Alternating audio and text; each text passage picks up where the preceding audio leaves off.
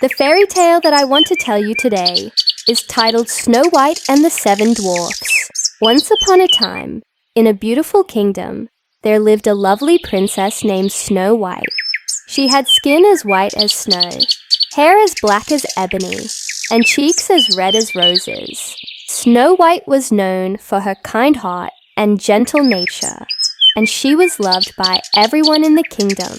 One day, Snow White's mother, the queen, fell ill and passed away. The king was heartbroken, but he knew he had to take care of his daughter.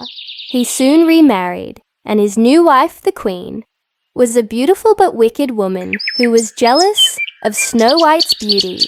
The queen had a magical mirror that she would consult every day.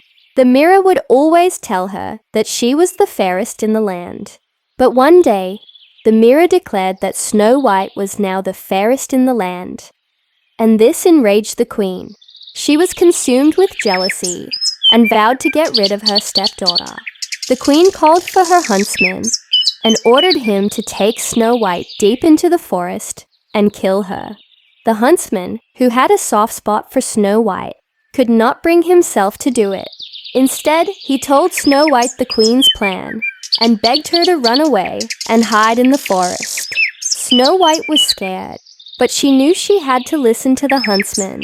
She fled into the forest, not knowing where to go.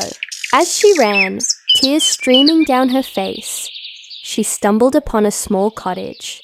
It was the home of 7 dwarfs who worked in the nearby mines.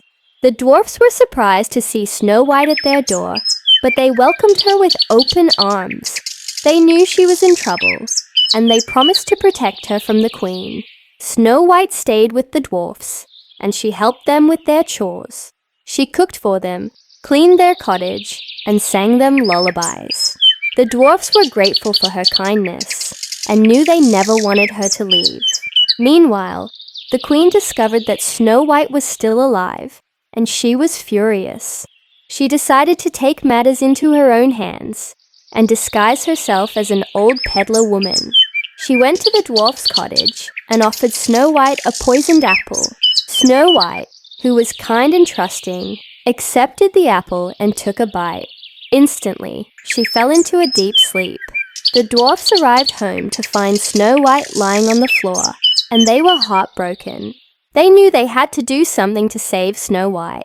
They searched for a cure, and finally, they found a prince who was willing to kiss Snow White and wake her from her slumber. The prince's true love broke the curse, and Snow White woke up, alive and well. The dwarfs were overjoyed to see Snow White awake and healthy. They threw a grand feast to celebrate her return, and the kingdom rejoiced at the news of her survival. As for the wicked queen, she was punished for her evil deeds. She was banished from the kingdom, never to return. Snow White and the prince were married in a grand ceremony, and they lived happily ever after.